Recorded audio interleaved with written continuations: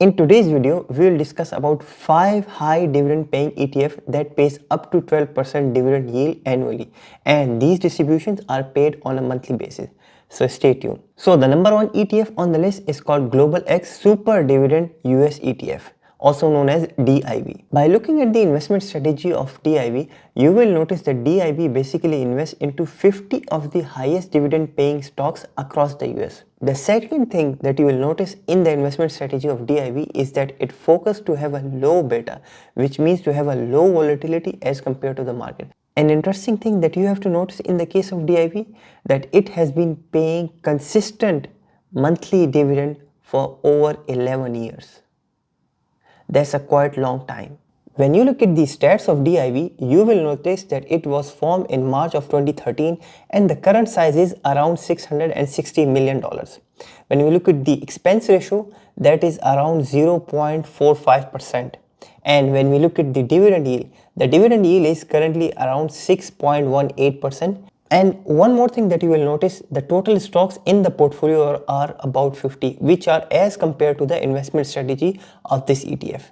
When we look at the sector allocation of DIV, you will notice that roughly 70% of the portfolio is allocated to the sectors which basically pay a dividend, including real estate, consumer defensive, utilities, and energy.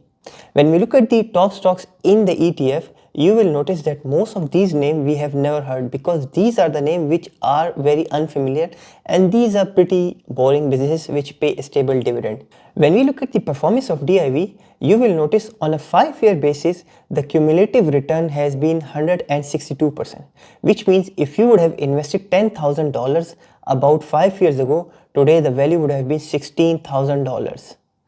Now the second ETF which is in the list is called US High Yield ETF, also known as THYF. When we look at the investment strategy of THYF, you will notice that this ETF actually invests into below investment grade bonds, and these bonds basically have a higher risk but they also offer higher return. When we look at the stats of THYF, we will notice that it was formed in October of 2022 and the current size is roughly $600 million. And now the expense ratio of THYF is around 0.56%, while the dividend yield is 7.28%, which is paid on a monthly basis. Now, when we look at the sector allocation, you will see about 1/3 of the allocation is toward the financial services sector. And then its basic material is around 18%, and then the healthcare is around 10%, and so on. These are the sectors which basically pays a quite healthy dividend. When we look at the top bonds in the THYF portfolio, you will notice that it has allocation to different bonds which pay roughly between 5%, 7%, 8%, 10%, and so on coupon on annual basis. So that's why all these basically bonds combined together gives you an average yield of 7.28% in the THYF ETF. Now, when you look at the performance of THYF, you will notice the cumulative 5-year return has been 127%. So if you would have invested about $10,000 roughly 5 years ago, today the value would have been about $12,750. Number 3rd ETF on the list is called Super Dividend REIT ETF, also SRET. The investment strategy of SRET is to invest into highest dividend paying REITs across the world. Not just in US, across the world. So it's giving you a whole lot of diversification. Number second thing that is interesting to note here that this ETF has been paying dividend consistently for over 9 years. That's quite amazing. Now, when we look at the stats of this SRET, you will notice that it was formed in March of 2015. So it's been almost 10 years. Now, the size is roughly $189 million. When we look at the yield, that is 8.7% and paid on a monthly basis.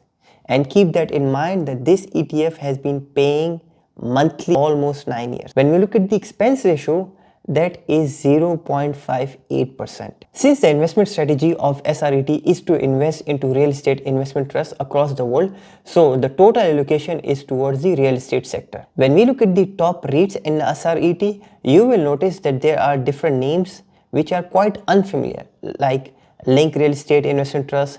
The allocation is about 4%.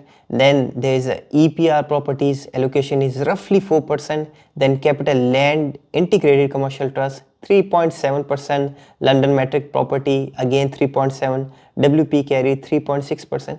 So the maximum allocation is 4%, and then they're trying to allocate roughly the same size. When we look at the performance of SRET, we will notice that on a 5-year basis, the total return has been 132%, which means if you would have invested $10,000 back in 5 years ago, today it would have worth about $13,200. Number 4 ETF on the list is called Global Super Dividend ETF, also known as SDIV. The investment strategy of SDIV is to invest into highest dividend paying stocks across the world, not just in US, across the world. Another interesting thing is the SDIV has been paying monthly distributions for over 13 years. When we look at the stats of SDIV, you will notice that it was formed in June of 2011 and the current size is around $928 million. When we look at the dividend yield, that is around 10.16%, while the expense ratio is pretty good, around 0.58%. Again, I want to reiterate in the case of SDIV that this ETF invests into 100 stocks across the world and it has been paying monthly dividend for the last 13 years consecutively. When you look at the sector allocation of the SDIV, you will notice that roughly 35% allocation is towards the real estate sector, which is quite famous for paying consistent dividend. Then around 23% allocation is towards the energy sector. Then roughly 10% towards the industrial sector and the financial services sector. When we look at the top stocks in the SDIV ETF, you will notice pretty unfamiliar and unknown names such as Bright Smart Securities. Towards the allocation is 3%. Then you have Equity Other around 3% allocation. Then you have other names to which allocation is roughly 1.3% to each. When we look at the performance on a 5-year cumulative basis, it has been 114%. So let's just say if you would have invested $10,000 back in 5 years ago, today it would have worth $11,460. Now the fifth and the last ETF on the list is called Invesco KBW High Dividend Yield Financial ETF, also known as. The investment strategy of KBWD is to invest into financial companies which basically have a high dividend yield. Now when we look at the stats of KBWD, you will notice the fund is actually launched in December of 2010 and the current size is around $418 million. The expense ratio is pretty high, which is 4.93%. That is the highest among all these 5 discussed in these videos. But when we look at the dividend yield, that is also highest at 12.58% paid on a monthly basis. When we look at the sector allocation, you will notice that roughly 60% allocation is towards the financial sector and remaining is towards the real estate sector. And these both sectors actually are famous for. When we look at the top stocks in the KBWD, you will notice the top names are actually pretty unfamiliar names, such as Orchard Island Capital, towards allocation is 4.7%. Then Invesco Mortgage Capital, towards allocation is 4.2%, and then Armor Resident REIT of 4%, Dynex Capital around 3.8% base. When we look at the performance of KBWD on a 5-year cumulative basis, the return has been 172%. Which means if you would have invested $10,000, today it would have worth $17,000.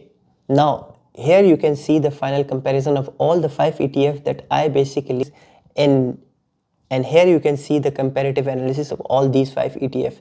You can look at the differences in the dividend yield, you can look at the differences in the expense ratio, you can look at the performances, you can look at the 4 that you have information about 4 more ETFs.